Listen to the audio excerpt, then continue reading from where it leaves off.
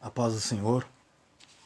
Quero estar lendo uma passagem da Bíblia Sagrada, o livro de Deus, no livro de Tiago, no capítulo de número 5 e no versículo de número 16. Eu quero estar meditando um pouco na parte B desse versículo.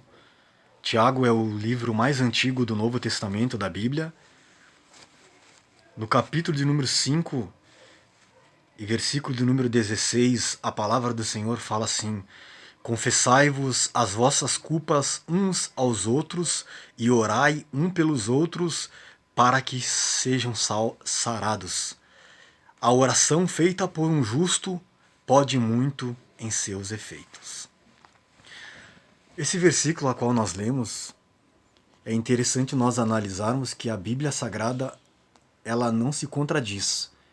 A palavra do Senhor, ela se complementa e ela se completa. A palavra justo na Bíblia Sagrada aparece 187 vezes. Interessante que a mesma palavra justo na Bíblia Sagrada, ela vai aparecer no Antigo Testamento, no livro de Eclesiastes, que diz que não há um justo debaixo da terra que não peque e não faça o mal. Interessante que existem muitas palavras duplificadas. O que seria isso? Palavras com dois duplo sentido ou com duas origens. Por exemplo, a Bíblia fala que existe a graça que eu mando para cima, que é a gratidão, e existe a graça que o Senhor manda sobre nós, que é o favor imerecido. Existe o glória que eu mando para Deus, que Ele não divide com ninguém, e existe a glória que Deus derrama sobre nós.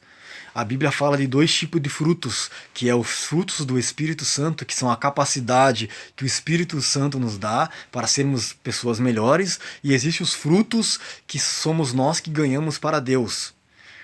Existem várias duplicações. E essa palavra justo, quando a Bíblia diz que não há um justo debaixo da terra, que não peque, não faça o mal, a Bíblia está dizendo que todas as pessoas são más, com maldade e não são justas. A mesma Bíblia diz assim, que todos pecamos e estamos afastados da glória de Deus. Romanos capítulo 3, versículo 23. A Bíblia é muito clara quando ela diz que todas as pessoas cometem erros. Mas é claro que quando a Bíblia está dizendo que a oração de um justo pode muito seus efeitos, esta palavra justa, ela está dizendo assim que nós não somos justos porque nós não temos pecado ou porque nós somos perfeitos. Ela está dizendo que nós somos justos porque nós fomos justificados por Jesus Cristo, adotados por Deus. É por isso que a Bíblia diz que aonde abundou o pecado, superabundou a graça de Deus. Romanos 5:20. Perceba que se nós fomos justificados é porque nós devíamos. E se nós devíamos é porque nós não devemos mais. E interessante também que todo aquele que serve e segue ao Senhor Jesus Cristo nessa caminhada, pelo menos 4 inimigos nós vamos ter. O primeiro, o nosso eu, que é a carne, o pecado, o mundo, o sistema mundano e o diabo. São 4 inimigos. O pecado, ele faz pelo menos 4 coisas na vida de uma pessoa. Ele escraviza o homem, ele afasta o homem de Deus, como está lá em Isaías 59. Ele traz consequências, porque tudo que nós plantarmos, nós vamos colher. E também ele nos condena ao fogo eterno, à condenação, ao inferno. O pecado, ele trabalha de duas formas. Existe a culpa do pecado e o poder do pecado. A culpa do pecado, o preço já foi pago. Paulo dizia em Romanos capítulo 8, nenhuma condenação há para os que estão em Cristo Jesus, que não andam segundo a carne, mas andam em espírito. O preço do pecado já foi pago na cruz. O sangue do Senhor Jesus Cristo é o que nos purifica de todo o pecado. A Bíblia diz, ele é o Cordeiro de Deus que tira o pecado do mundo. A Bíblia diz que Jesus é o intercessor entre o homem e Deus, é o mediador da nova aliança, é o caminho, a verdade e a vida, e ninguém vai a Deus se não for por Jesus. Então, em Jesus, nós vencemos a culpa do pecado. Agora, o poder do pecado, aí é complicado. Porque existem fraquezas que vai ser quase impossível a gente vencer. Mas talvez você diga assim para mim, né? É só sendo perfeito que nós vamos alcançar a salvação? Maria era uma mulher muito humilde, serva de Deus, mãe de Jesus. Ela era virgem, mas ela não era santa. O próprio apóstolo Paulo, que foi o homem que mais escreveu livros na Bíblia, ele dizia que era o pior de todos os pecadores. Certa vez ele disse: miserável homem que sou, quem me salvará do corpo desta morte? Então, todos pecamos. Todos somos falhos. Até porque se fosse fácil vencer o pecado, não existiria a graça divina. Se fosse fácil vencer o pecado, não existiria a misericórdia de Deus. Se fosse fácil vencer o pecado, não existiria a bondade, a piedade e a paixão. Se fosse fácil vencer o pecado, não existiria o amor de Deus.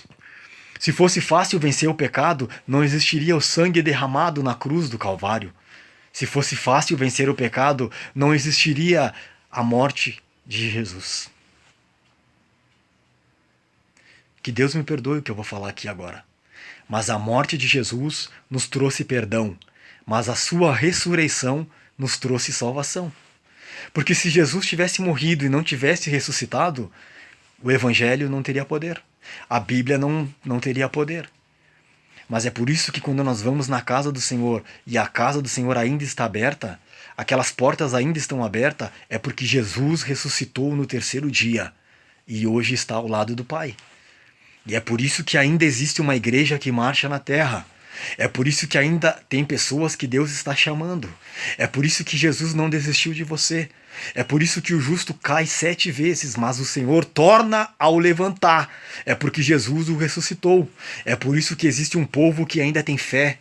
É por isso que ainda existe um povo que veste a camisa, que levanta a bandeira e não desiste da caminhada. É porque Jesus ressuscitou. E eu tenho uma notícia para te dar nesse dia. O mesmo Jesus que ressuscitou há de voltar a buscar o seu povo. O mesmo Jesus que ressuscitou há de buscar a sua igreja lavada no sangue do Cordeiro. Mas talvez você me diga assim: então, se não é fácil vencer o pecado, eu não preciso mais lutar. E é por isso que o inferno está cheio. O lugar que mais se adora a Deus é no céu. O lugar que mais ora é na terra. Mas o lugar que mais se clama é no inferno. Mas eu quero te dizer que a palavra do Senhor diz que o Espírito Santo intercede por nós com gemidos. Ele não usa palavras, ele chora pelo seu povo, ele chora pela sua igreja, ele chora pela sua família. O Espírito Santo intercede por nós com gemidos, com lágrimas de choro pelo seu povo. A oração do justo pode muito os seus efeitos. O poder da oração não está naquele que ora, mas está no Senhor que as ouve. Salmos 65, versículo 2. Ó, tu que ouves as orações, e por elas a ti virão toda a humanidade. Deus ouve a oração do justo, que foi justificado através de Jesus. Creia na palavra do Senhor. É por isso que a Bíblia diz: buscar-me-eis e me encontrareis quando me buscardes de todo o vosso coração.